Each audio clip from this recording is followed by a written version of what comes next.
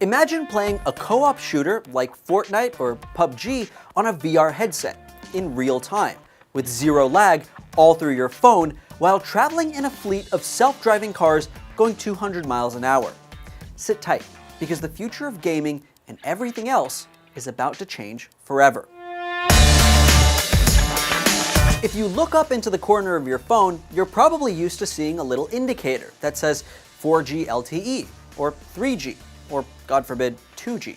And you've come to understand that it probably has something to do with your phone's connection to your mobile network. The higher the G, the faster the connection. It's pretty easy to follow.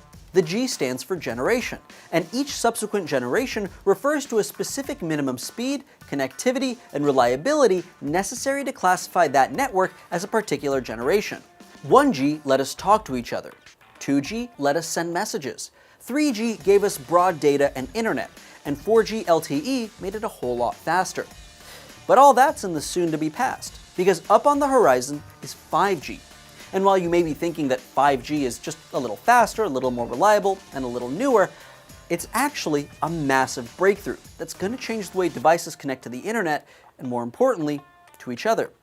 In fact, as 5G rolls out over the next 2 years, it's going to change, well, everything with a wireless connection, which at this point is, well, pretty much everything. So what's so special about a 5G future? Well, first of all, it's fast. Like, really fast. Like 20 gigabits per second over wireless fast. Like 100 to 250 times faster than 4G. Because by comparison, 4G provides speeds, on average, of about 10 to 20 megabits a second. So that's like going from streaming one Netflix movie in HD to streaming 400 movies in 8K at the same time. And while that's really impressive, that's not the most impressive part.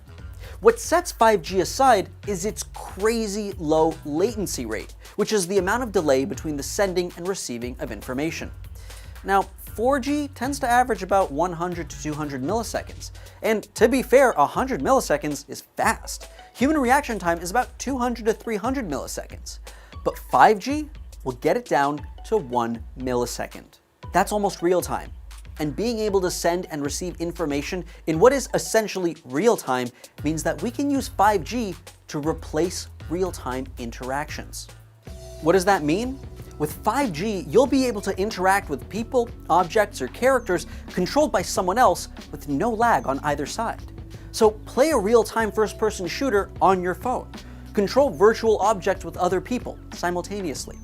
Put on a headset and fly a drone or drive a car that's somewhere else in real life. Or better yet, let it drive itself.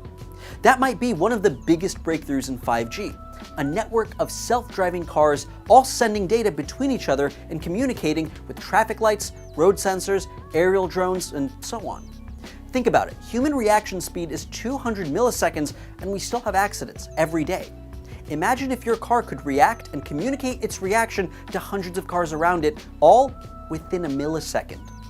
Not only could we end car accidents, we could end traffic altogether. Hundreds of self-driving cars going lightning fast to your destination with no risk that they'll hit each other because they all know exactly where they are in real time, reacting to the actual world around them. Autonomous or remotely controlled trains, delivery trucks, even airplanes could be on the horizon in the near future.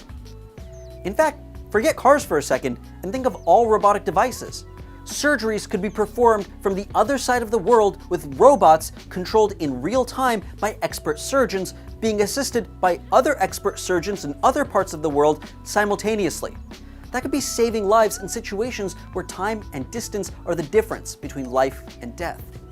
Factories can be staffed by robots that can communicate their task and position to each other, allowing them to not only do more, but do it more efficiently and wirelessly over a 5G network.